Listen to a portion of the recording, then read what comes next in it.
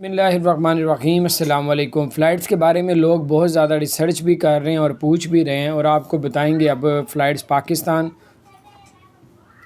اور دبئی کے بارے میں، اور اب آپ کو کیا کرنا چاہیے جو دبئی سے پاکستان آ چکے ہیں اور وہ انتظار کر رہے ہیں کہ فلائٹیں اوپن ہوں اور ہم جائیں۔ کچھ لوگ دبئی کے اندر ہیں، وہ انتظار کر رہے ہیں کہ فلائٹیں اوپن ہوں تو وہاں یہاں پہ ہیں۔ تو آپ کو بتاتے چلیں، جن لوگوں نے دبئی سے پاکستان آنا ہے اور پاکستان سے دبئی جانا ہے، یا تو 15 جون کا انتظار کریں، یا پھر ابھی کوئی فلائٹیں نظر آ نہیں رہی کہ اوپن ہوتی ہوئی، کہ جیسے کہ وہاں پہ بھی کرونا کی تعداد زیادہ ہو رہی ہے، یہاں پہ بھی وہی معاملات اب پھر دوبارہ سے شو ہو رہے ہیں۔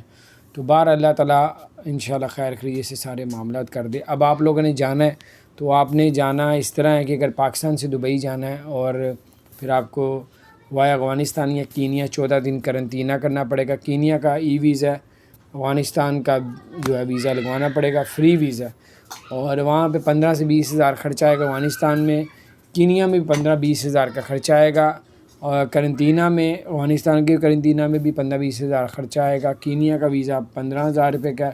افغانستان کا ویزا بالکل فری ہے، کسی ایجنٹ سے لگوائیں گے تو وہ آپ کو دے گا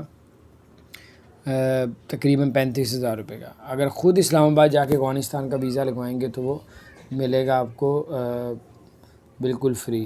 اور اگر آپ نے دبئی سے پاکستان آنا ہے تو آپ لوگ وایا افغانستان، وایا کینیا، جیسے یہاں سے جا سکتے ہیں تو وہاں سے آ بھی سکتے ہیں، کیونکہ کینیا کی اور دبئی کی فلائٹیں اوپن ہیں، دبئی کی اور افغانستان کی اوپن ہے۔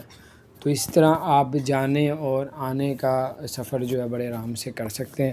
تو یہی ایک راستہ ہے، کیونکہ فلائٹیں اوپن ہوتی ہوئی فی الحال نظر نہیں آ رہی، اچانک ہو جائیں وہ الگ بات ہے۔ اللہ تعالیٰ ہم سب کے لیے آسانیاں پیدا فرمائے۔ چینل کو سبسکرائب نہیں کیا، ضرور سبسکرائب کر دیں، بیل آئیکن پریس کر دیں تاکہ نئی سی اپڈیٹس آپ تک